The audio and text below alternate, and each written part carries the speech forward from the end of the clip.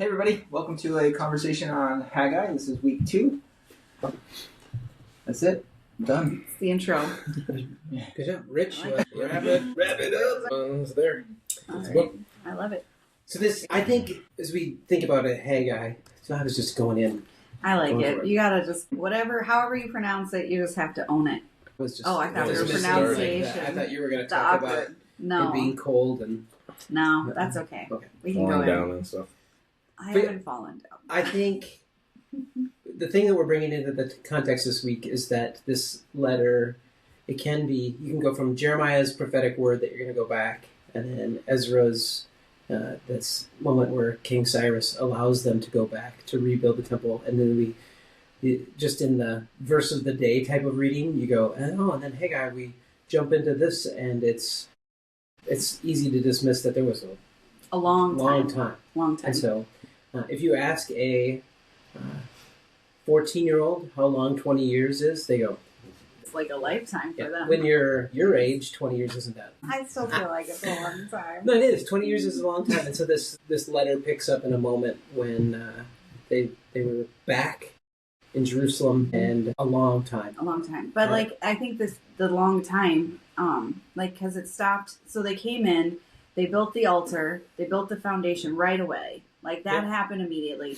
And then they had conversations with neighbors, and the neighbors wanted to help, and they said no. And that made the neighbors mad. And so then they wrote some letters. And There's stopped the whole even, thing. I mean, the complexity of that, and that becomes beautiful in the Gospels, is that it was the Samaritans, and they have some different naming, I guess, in Ezra 4. Yep. 4 and 5 is where it really hits the pages, but yeah, the Samaritans come to them, the foundations are built, they've offered some sacrifices on the altar, and they come and say, we worship the same God. Can we help you build the temple?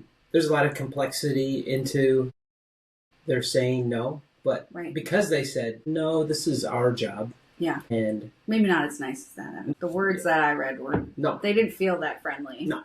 Not You idiots, get out of here. And then it's they made it their job from, hey, offering to help, to their job was to stop them. Yeah. And I think too, like the way, like in it says they were forced to stop. Like it wasn't like somebody just came and said, hey, stop. No, they were forced to stop. Yep. And they were chaotic for a little while, and then when you get into the end of chapter 5, it says that, and then they were forced to stop. Yeah.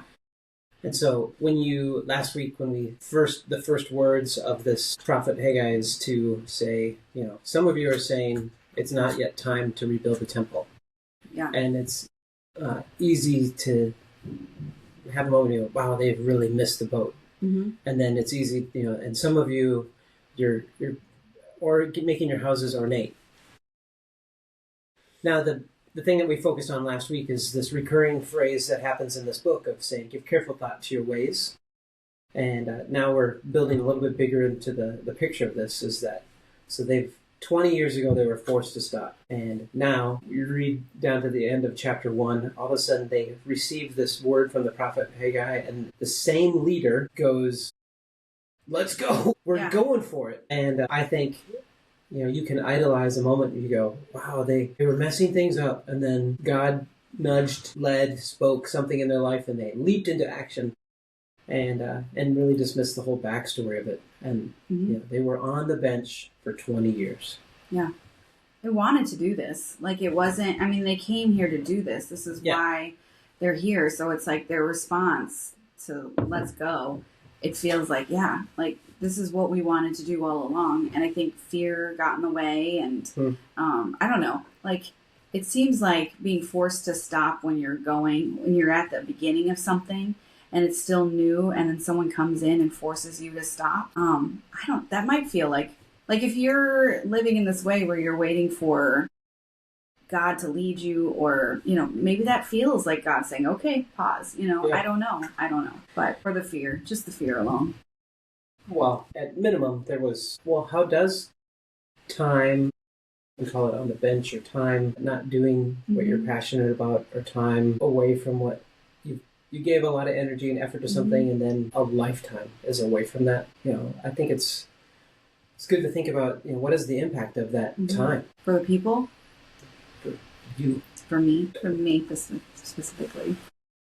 I think it's really easy to let your passions quiet down a little bit. Like, I think there's things I've been excited about, and then you kind of come into opposition, and something, big happens and kind of takes you off the path. It's easy, for me, maybe, it's easy for those passions to not necessarily go away, but kind of sit at the back of your mind and just be quieter for a little bit. I think you've talked about it's apples and oranges, but you being away from ministry isn't the right word. But now this moment of being back on a pastoral team. Well, I think one of the things that, and I was just thinking about this, is that after a while you start to doubt. You're like, can I do this again? Yeah. And you're like, you sit on pause long enough, and you're like, man, do I have the ability to do it? Because you're not in there. You're passionate about it, but then you just get, and you're like, okay, well, maybe I can't hack it if I try it again,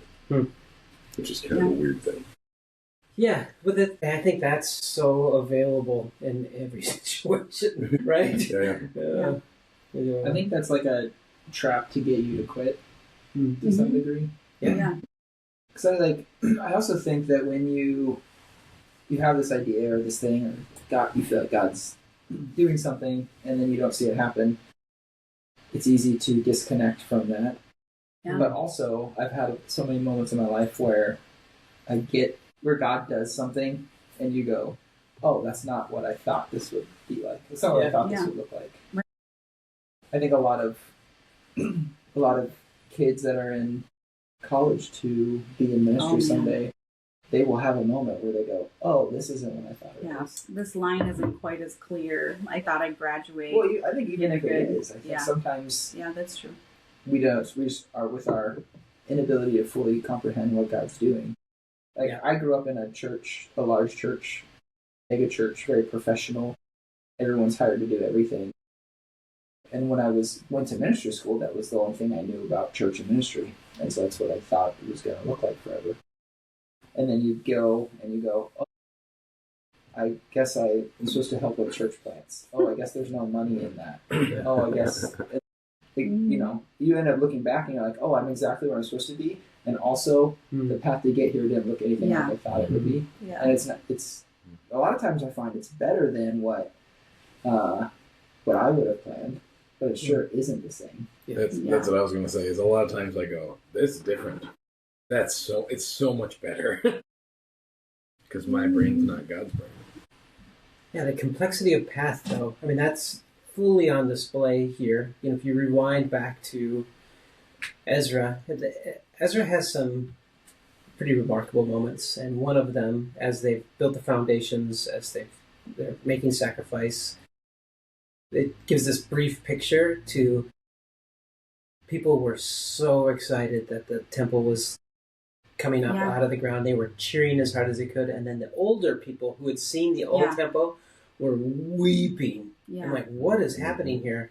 And what is the perspective is that they knew that it was never going to compare to what was. Right. But they were being drowned out by the celebration of what was, people were like, "This is the best thing ever." Again, I think that, that wasn't a moment. There's, in fact, in the book that we're in, the complexity of this is going to hit the surface as we go to chapter 2. But the difference of what you had hoped for or planned is this is not a new thing. This has been part of human history. And in relationship with God is that, like, the picture that would have been beautiful is Abraham receives this covenant. You are to be a blessing to all people. You're going to be a great nation in order to be a blessing to all people. And they did it. Great. And it's you rewind all the way back to the beginning with Abraham. This biblical narrative through and through has been, like, if there is a theme, it's like, well, that wasn't what we had hoped for. I think my path, like, just thinking personally again, like, my path is probably zig and zagged more than most people even. But I think that with that, like, there's so much learning that has to happen. And, like, even in their experiences in those, because, like, what would have happened if, they forced them to stop and they were like, "No, we're not going to stop." Because, like, the letter came from the king to say, stop. And, like, and they pushed through, like, what would that have looked like? Like, it might have been pretty messy. our paths, like when I feel like I go this way, when I think I'm gonna go this way and I go left and right and all over the place, like just the lessons in life that I learn on those paths, like they're so important. Well, I think it's also like God's perspective so big. Like I view it like, I don't know if you've looked at like any sort of chart. I was thinking of stock charts for some reason, but like if you zoom in to like, you know, the last month or something, there's all these zigzags in it. But then you zoom out from that and it's way straighter of a line. And there's this way straighter trajectory. And I have to think like we are so microcosm of our moment in time. And even the last like year, and we feel like we've had all these zigs and zags and all this stuff, and God's like up there with this huger perspective. Being like, no, you're going right along the right trajectory. You're going the right way. That's very mature and beautiful to say that, you know, all these things I need to. My prayer is, listen, whatever I need to learn, I'll learn it. Enough. Just tell me what I need to learn. Leave me alone. Listen, I'll learn it. Stop. And I think in this section of scripture that we're talking about today, in like verses 12 through 15, so I feel like Zerubbabel and Joshua and the priest and the remnant, they all obey. And then the next, in verse 13, God says, I am with you. And then he stirs them up and gives them energy and excitement or joy. And I feel like they respond and God's like, okay, you've responded and you're not alone and I'm doing this for you. And I feel like, I don't know, it's just interesting to say, like, watch the responses. Like Haggai comes in, says you have to do it, like it's time. You said it's not time, it's time. You've been through this, like, you know, you feel like you're not blessed, but it's time to get back in the path. And then God responds to their obedience. And I love that. Like, I love that I am with you. You're not alone in this. This isn't you by yourself. Even if the temple doesn't look like you expect it to look, and even if things still don't turn out the way you think they're going to turn out, like, I'm with you. Here, not only am I with you, but I'm going to give you some excitement. I'm going to stir you up. I'm going to energize you to do what I've called you to do, which I'm like, Jesus, please give me the energy to do what, The thing in that, though, is that you just go pre-exile. You're like, wow, this isn't working out. Taken into exile, 70 years, this isn't working out. The back, that didn't work out. 20 years later, and now, again, you bring up that God was fueling them. And immediately in that for me, I went to Jesus in Matthew chapter 11. It's like, it's so cool. And sometimes you just hear these verses too much and you just don't get it. But he's in the midst of his interaction with religious authorities and nobodies. He has this moment where he goes, wow, the unlearned, the marginalized, they're getting it and they're grabbing onto it, and the smart, the brilliant, the leaders are not. And from that declaration, he says, you know, the Father knows the Son and the Son knows the Father. And then he says, all right, all of you, come to me who are drowning, heavy burdened, and I'll give you rest.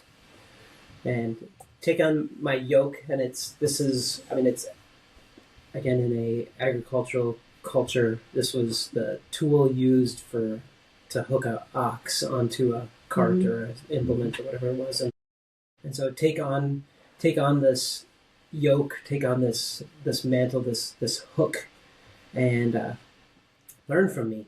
So be connected to me, learn from me. I'm gentle, humble in heart, and you'll find rest for your souls. My burden is easy. My burden is light. Come on. Talk about, you know, this is speaking to a group of people that their number one, like at the very close to the top of who they were, is that they were marginalized and oppressed. Come to me, come to me, come to me. And I think that's what's beautiful that's happening in this. The prophet says, it's time, let's go. 20 years of being on the bench, and then it's like kind of jolting. They go, here we go. They were all in unity. They went for it, and God invigorated them, and they charge forward. And I think that for us, it's so easy to go, well, that's something for somebody else. But here, in a moment when you feel like you would be the most neglected or broken or impossible situation. To hear Jesus' words, "Come to me, come to me." You have history of immediately 20 years of being on the bench, and then ancestrally you have 70 years of being in exile, and backing up from that you have centuries of falling farther and farther away, and then from back to Abraham, where it didn't really. All of these things are pushing towards the broken. From that, Jesus is going, "Here we go. You can do it. Come with me." I feel like whenever I hear that verse, I automatically go, "How?" Not how, but like just kind of like none of this feels light, Yeah, you got it. I don't want to. Lean into it. I'm okay. I'm not crying on the podcast today, at least. Okay, I did it. I got through. But it doesn't, well, don't look at me like that. It doesn't, like, you hear this and it's like they're building a temple. Like, it doesn't feel light, And so when I read it, not that, like, I don't believe it, but I also go, what does that mean? And so that's for you. I'm throwing it back again to the project that they had at hand was way beyond their ability and resources and capability. And then I come back to us as we are literally us. Our call is to build up the dwelling place of God, to build into the church. And it's so easy to go, this is impossible.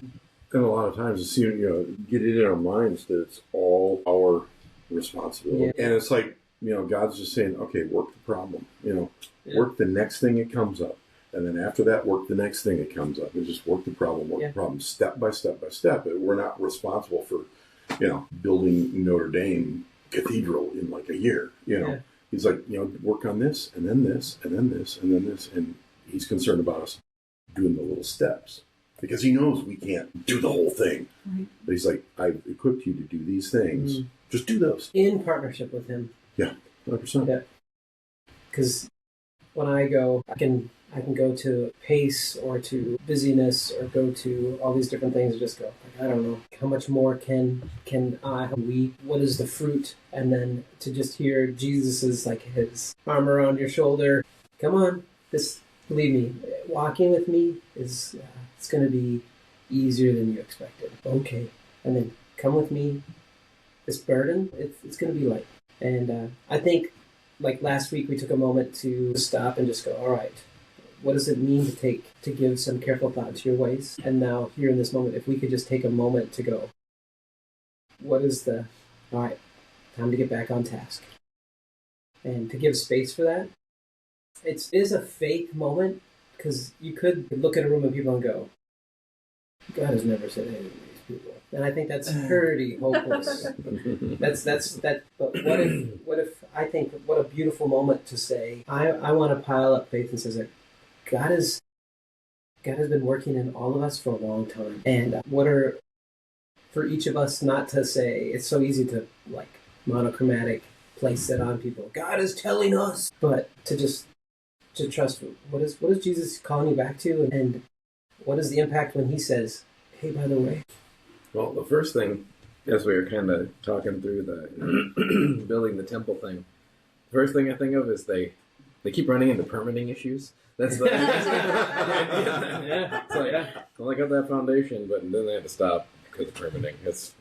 But looking at, I think, the reframe of everything in the mindset of right now, small, like this minute is going to look extreme. But in the long game, in the long walk, Jesus says that his yoke is easy and his burden is light, which means we still get to carry something, but it's going to be better. And I think that looking at that, it's hard sometimes to. That's why the roadblocks shift things for us so much. Is we get to that spot and we stop and go, well, in this moment I can do nothing. That means it must be done. Like I'm done. But then it's like, oh, but tomorrow I can move on. I can go. And I think that's so important. Zooming out and trying to see what God sees in his timeline is important. And I don't know if they can do it, but I think that's a call for us. Or maybe even understanding that we can't. Yeah. Like just admitting that, okay. Knowing that God has better perspective, trying to see it his way, but to some degree going, I can't fully comprehend it. Yeah, not being seeing okay with it, that. but understanding that it's there. How are you going to make it easier? Why is your burden light? Yep. Doesn't feel light right now, but Yeah. guess I'll just keep going. My box is full of rocks. Your box is full of sourdough. This is better. It gets lighter as you go. See you guys next week.